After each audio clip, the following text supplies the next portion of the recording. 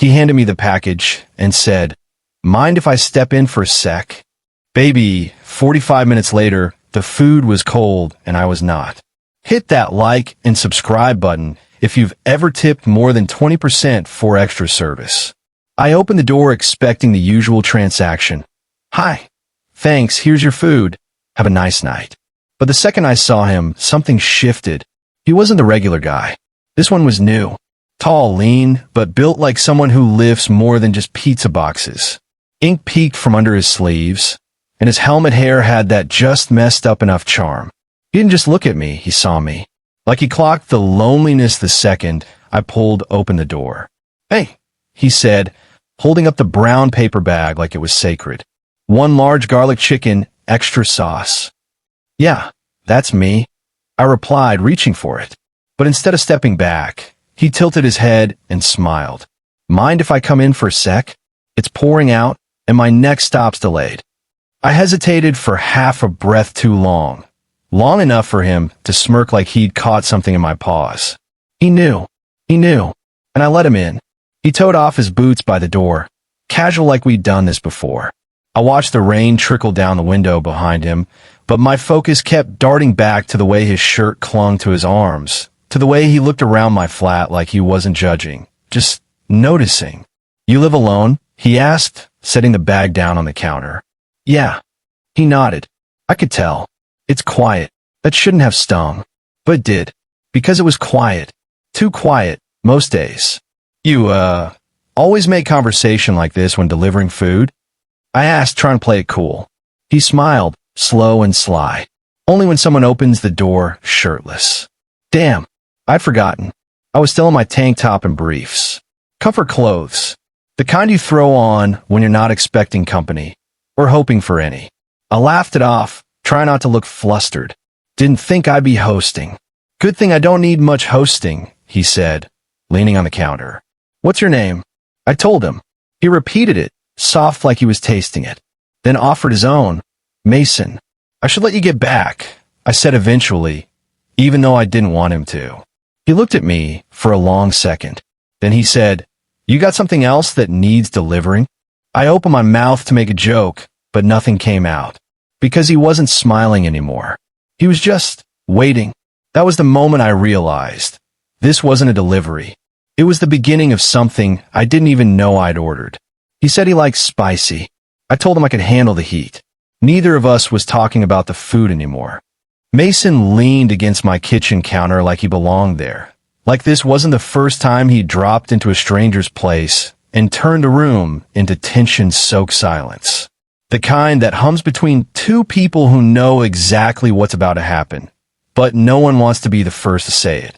"You gonna eat that?" he asked, nodding toward the takeout bag. I shrugged. Eventually, he opened it anyway, took out the box, popped the lid. The smell hit us, garlicky, hot, too bold for a moment that already felt like it might catch fire. He dipped his finger into the sauce and brought it to his lips. "Damn," he said. "That's hot." I didn't move. "Can't handle spice?" He raised an eyebrow. "Oh, I can handle it. I just like knowing how hot things get before I dive in." I didn't know what possessed me, but I stepped closer. Close enough to see the drops of rain still clinging to his collarbone. Close enough to feel the heat rising between us wasn't from the food. "Then maybe you should try me instead." He didn't hesitate. His hand was on my waist, his mouth crushed against mine like we'd skipped through the flirting and landed straight in the deep end. His kiss tasted like garlic and trouble. His tongue moved slow, coaxing mine like he wanted to savor every reaction. My back hit the fridge, and I gasped against him, fingers digging into his damp shirt. He groaned, low and thick, and pulled back just an inch. "Tell me to stop," he breathed. I didn't. He kissed me again, harder this time. Like the question had been rhetorical and we both already knew the answer. His hands explored my chest, my neck, my hips, mapping me out like a route he'd taken before and didn't want to forget. Clothes shifted, breath hitched. The food sat forgotten on the counter, steam fading while ours built. And when he finally backed away, just far enough to look at me properly, his voice was rough and barely steady. "You've got good taste." I smiled, catching my breath. "You haven't even had the main course yet." The lights were still on. I could see every inch of him. His flushed skin, his bitten lip, the smirk he tried and failed to hide. My shirt was somewhere between the kitchen chair and the hallway, and Mason stood close enough that I could smell his cologne, faint beneath the rain, and something uniquely him. "You okay?" he asked, voice lower now. Gentler. I nodded. Better than okay. He let out a quiet laugh and ran a hand through his damp hair. "I wasn't even supposed to be on this route today. Guy called out last minute." "Fate," I offered. He shrugged. "Or dumb luck." But I saw it in his eyes, the same thing I was feeling.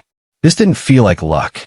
It felt like a spark lit under the skin, the kind you couldn't fake, couldn't script, couldn't explain away. I reached for the sauce container, still sitting on the counter. "You ever dip fries in garlic sauce?" He raised an eyebrow. "You're feeding me now?" "I just like seeing how much you could take." I dipped a fry, held it up. He leaned forward, eyes locked on mine, and took it between his lips. Slow, deliberate. Then he licked the tip of my finger. "That all you got?" That did it. We stumbled into the living room, knocking over a lamp on the way. He pulled me down with him onto the couch, mouths colliding, hands everywhere. It wasn't polished or perfect. It was real, messy, hungry. The way two people act when they've been waiting for something they didn't even know they needed. Clothes disappeared. Moans were muffled. At one point, I think the food hit the floor, not that we noticed. When it was over, we lay there tangled in each other, breathing hard. His head rested on my chest, and for a minute, it felt like we'd paused the world.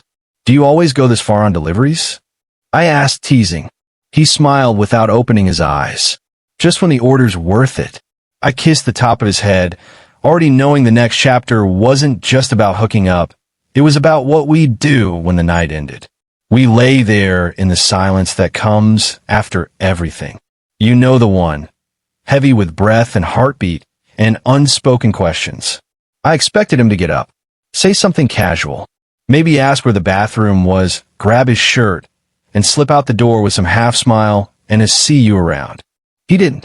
Instead, he traced lazy circles on my chest.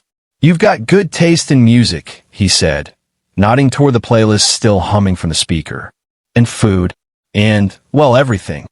I chuckled. "You saying that just because I tipped you?" "No," he looked up at me.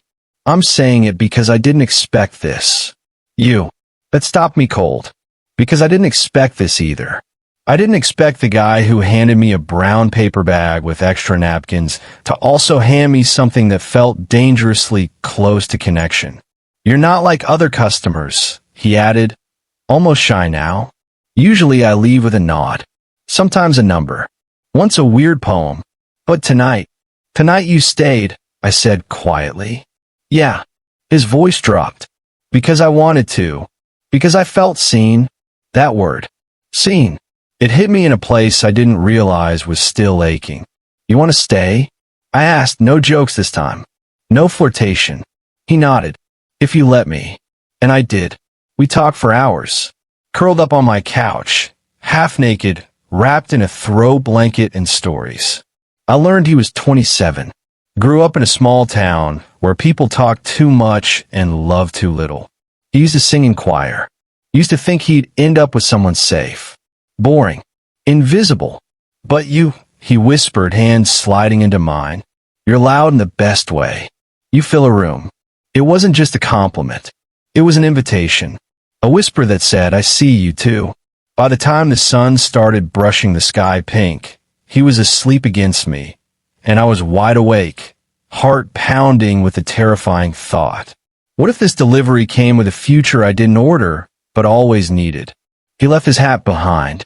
I told myself it was an accident. But when he didn't text the next day, I started to wonder if I was the only one who wanted more. The sunlight made everything feel too real.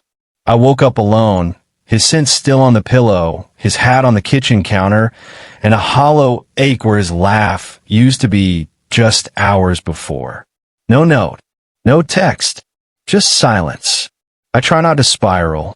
Maybe he was busy. Maybe he didn't want to seem clingy. Maybe I was reading too much into one night of hot skin and soft words.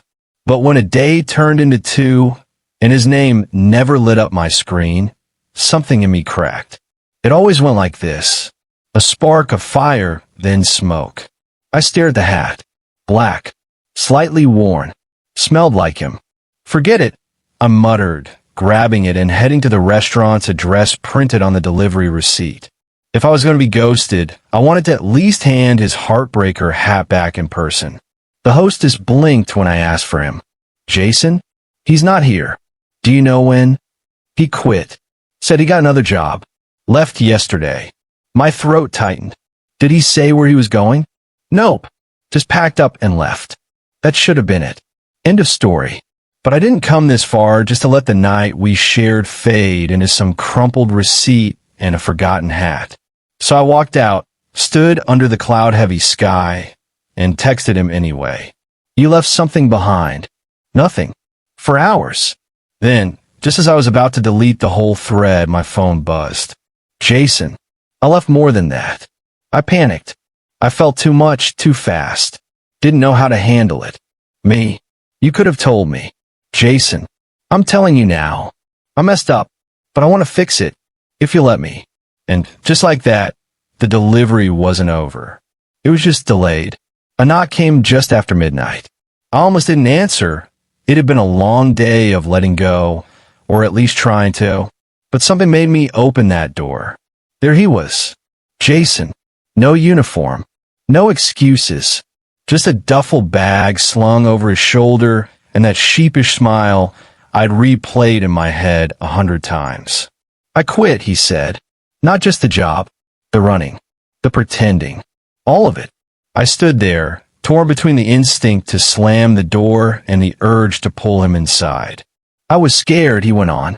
What we had, it felt like too much for something that happened so fast. But the silence? That felt worse. I don't want to be a moment you regret. I want to be the one who shows up, over and over, for as long as you'll have me. And maybe I was a fool. Maybe love wasn't supposed to arrive in a wrinkled polo shirt and cheap sneakers. But when he looked at me like that, like I wasn't just worth the tip, but the whole damn shift, I stepped aside. He came in, dropped the bag, and wrapped his arms around me like he was afraid I'd disappear. I didn't. I stayed. And when we kissed, it wasn't frantic like before. It was slow, honest, a promise. Jason didn't leave that night. Not until I was full of answers, of warmth, of something that felt a lot like love. And this time, there was no receipt. Just us. Delivered.